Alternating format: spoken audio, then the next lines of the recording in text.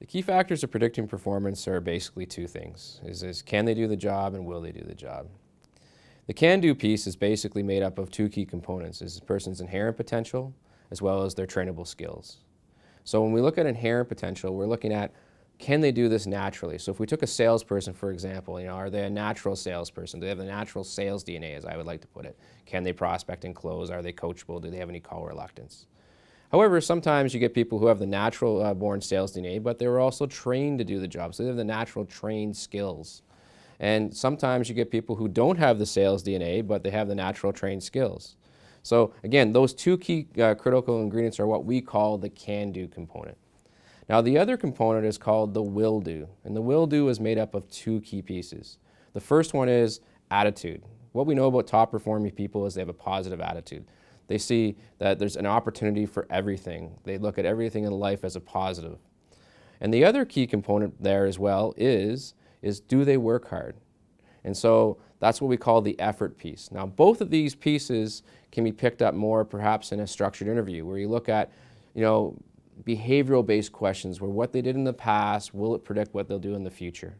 Retention is all about fit, and it's all about whether they fit the career and they fit the job. And it's also about fitting your work environment. I mean, the number one reason why people leave organizations is fit to the manager and fit to the culture. So fit is a critical component of retention. And so when you're looking at a candidate, first think about fit to the career, and secondly, think about fit to the job. And then a third, you want to think about fit to the environment and you, and be selfish.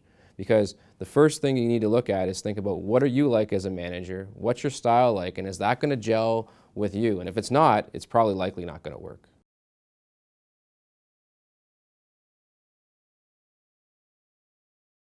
What can happen is that you end up doing somebody else a disservice. I mean, and also it's going to be a drain on you as a manager. I mean, because you're going to be working with this person every day and just something's not clicking.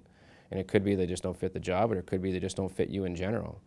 And so what we always say is, it's okay to let people be successful somewhere else, because maybe it's just not a good fit for you. Time and time again, we might even see where people, can do the job and they will do the job, but they just don't fit with you. And then therefore, they don't stick around, or it's going to be a struggle between working with each other. So these are kind of things that you really need to think about when you think about fit, because if they're not going to be successful with you, then let them be successful somewhere else.